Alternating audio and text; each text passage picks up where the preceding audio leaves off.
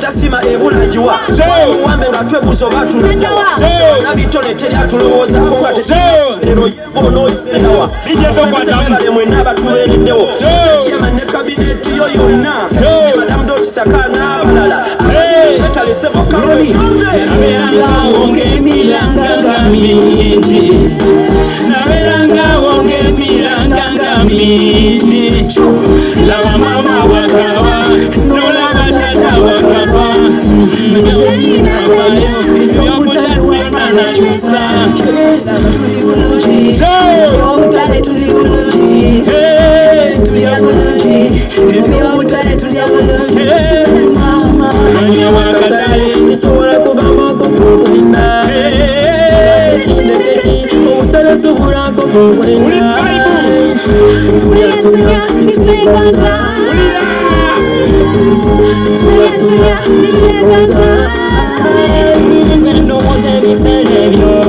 kati ebintu byose abo mutalinga tudaganyo kulina mirembyo nanemoze kulemo sasa nodamu yigo akamali ne bakatwala n'obulokaba wabula twasabanga nnyo mukama katonda atuwe kusanyu abo butale batulowoozeko pulezidenti ulira sima mutuyambye nnyo mukama batukumire Muhoozi nutukutuma litwenka regional district sabra na ashatu na munana nutukutuma ngo ogende kora ataire munywani witu Muhoozi Kainerugaba omumanyise ngo abantu Uganda bakukunda kandi bakutegereze ekitebe cyo kimutwarire na nengabo hamwe na n'icumu chairman gore emwami emajaha yes umutwarire umugambire ngo tumukunda ekyo nekirabo kitu kandi tukwesimisa abo kwantu tukakasa ngo noza kwikayo team chairman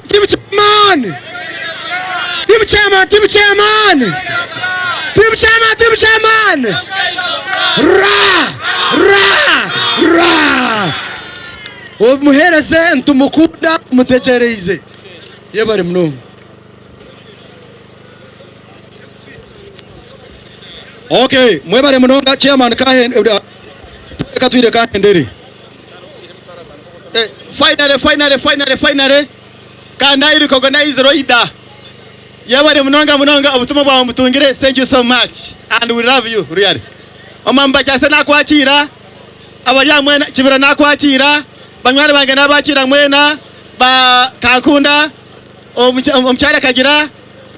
bawamboka David nabakira mwera mukama bampere mukisha mwebare mnonga. So briefly chairman twagala otubulire event egenda okubaawo what is going to take place. Mwebare nnyo Salute nga bulijjo mikwano gyaffe mbebaza obumulimo gwe mukola okuweereza ebintu byaffe obudde bwonna. Omukolo gwe tugendako leero tugenda Kakyeeka waliyo omukolo gwe bategese ogw'omupiira timu ziri timu 16 ezisamba mikwano gya General MK gyategese gyatuyise all over Uganda bali wano leero Mbarara Kakyeeka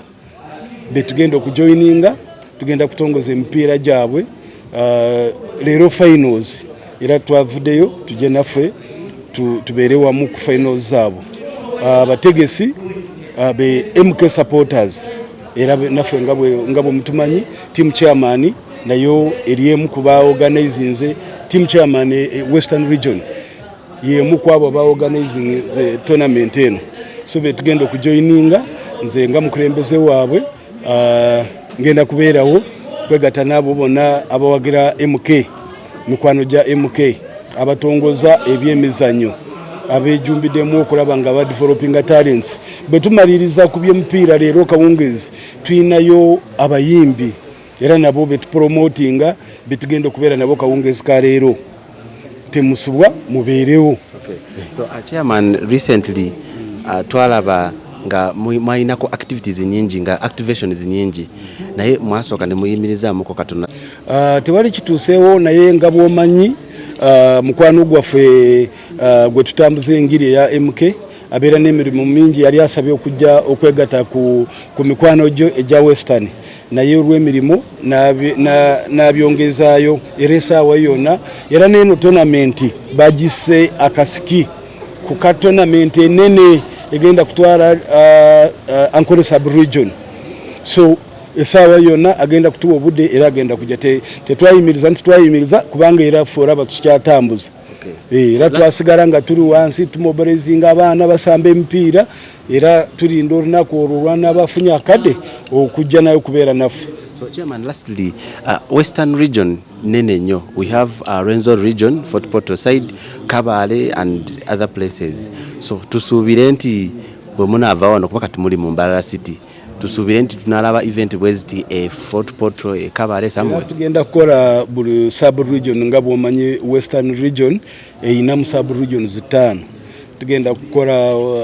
Ankole sub region, tuveewo tukole Kigezi sub region, tugende Rwenzori sub region, tugende Toro sub region, tugende Ebunyoro sub region, awo tuba tumaliriza western region. Twenda kusiima Jeno Muhoozi ahabo kureba ngo nawatereho omwoga n'omukono mwingi gwo kugira ngo atungure talents z'abanya-Uganda nyenche kane twe tugera amatimu kago kureba ombajungu nango omwene oreba n'abayiraguje babazanda bafutunga sente nyingi so tubasaba Nyambarara kutandikiraho oshange turiyo muza Manchester na kahiyo batunge sente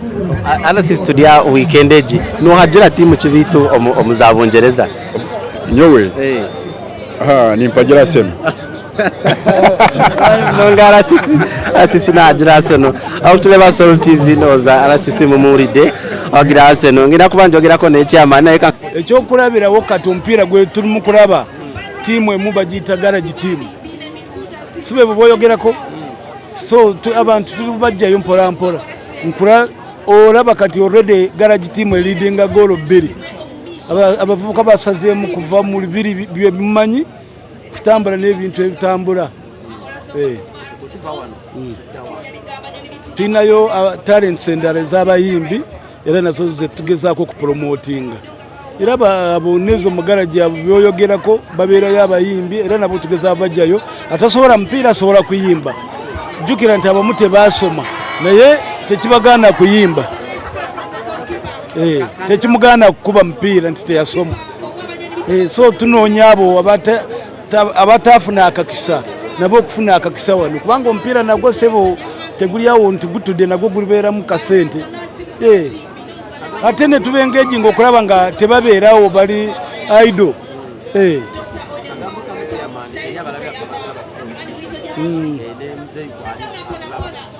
njagala musiima nnyo muzeeyi pasita waffe mwagalwa waffe obuweereza bwatuweereza laba nga tusobodde okutambula naye ebbanga lyonna ng'aweereza eggwanga bye tupromotinga ng'ensi yonna ebiraba nebaza nnyo Sol TV bamanagers baayo bonna nga bwe tutambula nabo bonna mbebaza mwebale nnyo mwebalire ddala. Katujira tukule ku nyumero w'omupiira naye olabika chairman owagira abagalaji olabika owagira abagalaji atera ku Sol TV tutagenda maaso n'okuba tukutuusaako enteekateeka naye nga sofa abantu bangi abagenda maaso n'okuba nga balaba omupiira guno